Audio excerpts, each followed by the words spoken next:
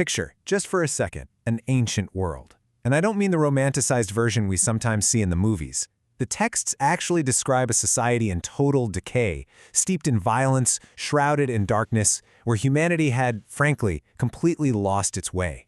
But right in the middle of all that chaos, there was one incredible exception. One guy whose life was so entirely different from everyone else's that he literally bypassed the finality of human existence altogether. Welcome to This Explainer.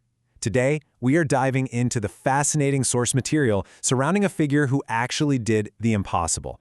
So, let's get right into it. Is it actually possible that someone in history just bypassed death? Well, according to these ancient accounts, the answer is an absolute yes. In an era where sin and violence were just the everyday norm, there was a man named Enoch. And the texts tell us he was so close to his creator that one day, he simply vanished from the earth. No illness, no deathbed. He just physically ascended. It is honestly one of the most mind-blowing accounts in all of ancient literature. In this explainer, we're going to be uncovering 5 mind-bending secrets from a forgotten world. So, let's jump straight into the first one. To really get who Enoch was, we have to look at exactly where he came from. If we follow the lineage of Adam down through his son Seth, we arrive at Enoch, who represents the 7th generation from Adam. But to actually grasp the sheer gravity of what that position in history means, we've got to look at the numbers. Check out this massive number, 900. In the era before the Great Flood, ancient texts record human lifespans routinely exceeding 900 years. And if we crunch the numbers based on these ancient genealogies, it reveals a completely staggering fact.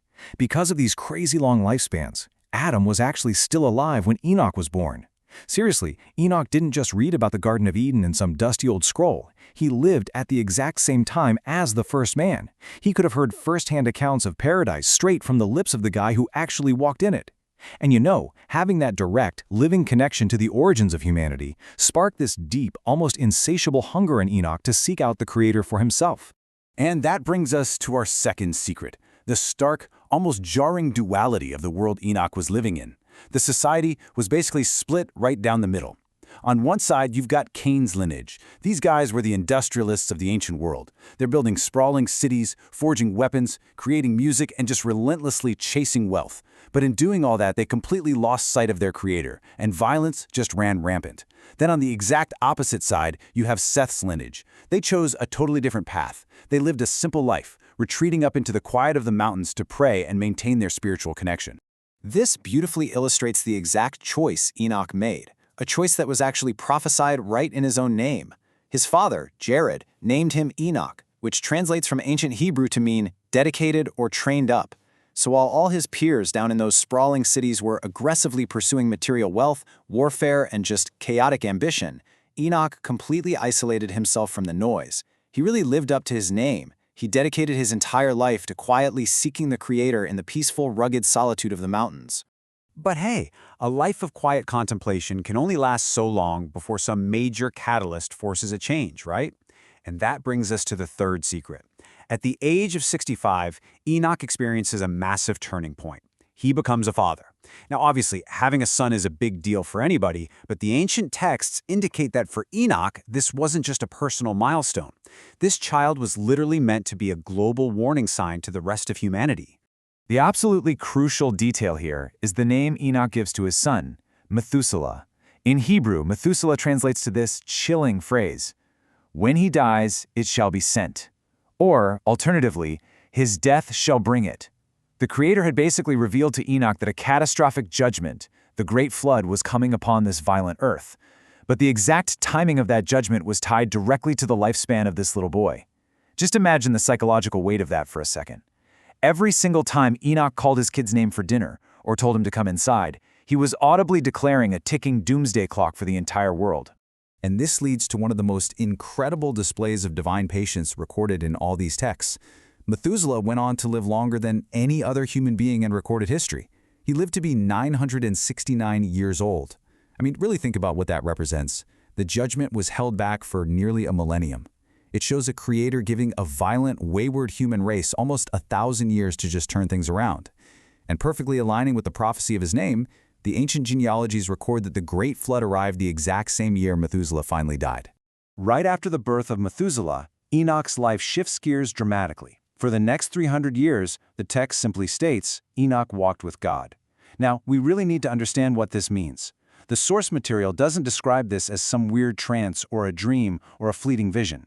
It describes a physical, daily fellowship. It was literally like two friends taking a stroll. Every single day, for 3 whole centuries, they walked together, they talked together, and the Creator shared the deepest mysteries of the universe with him. Through these intimate daily walks, Enoch essentially became a powerful prophet. He didn't just stay quiet up in the mountains anymore. He actively went out and warned his generation about the coming flood. But his vision actually went way beyond his own time. As it's referenced much later in the New Testament book of Jude, Enoch saw thousands of years into the future. He prophesied about an end-times judgment where the Creator would return with thousands of angels to execute justice against all ungodly acts. Can you even imagine the reaction he got? In a society completely obsessed with power and wealth, Enoch was relentlessly mocked. They probably thought he was totally crazy, but his faith never wavered, because that daily connection he had was just far more real to him than any of their mockery. The tension of his entire life finally culminates at the age of 365. Now, compared to his peers who were living well past 900, 365 was incredibly young. He was basically in the prime of his life. So one day, at 365 years old, Enoch goes out for his usual daily walk with the Creator. But this time, he inexplicably never returns home. The ancient account delivers the climax of his story with just one single profound sentence. He was not, for God took him. His body was never found, there was no funeral, no mourning period. The narrative essentially paints this beautiful, poetic picture. Enoch and his Creator were walking together, deep in conversation, and they simply walked so far and grew so close that the Creator finally turned to him and said, "You know what? Your home is no longer the earth. Come with me." He was physically translated, bypassing the universal human experience of death entirely. So, what do we actually take away from this extraordinary account? Well, the story of Enoch serves as an incredibly powerful philosophical lesson for any era. It grounds us in this timeless truth. True value lies in spiritual connection, not in the material chaos that constantly surrounds us. Think about it. While the lineage of Cain was busy building empires, hoarding wealth, and quite frankly destroying each other, things that were eventually washed away completely, Enoch was quietly building a relationship. And that relationship was the only thing that actually lasted. It outlasted the violence, it outlasted the society, and it literally outlasted death itself. As we wrap up this explainer, I really want to leave you with a thought directly inspired by Enoch's radical choice.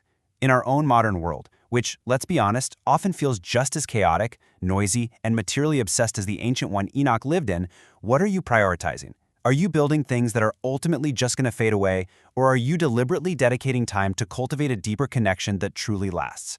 It's definitely something to think about the next time you go for a quiet walk.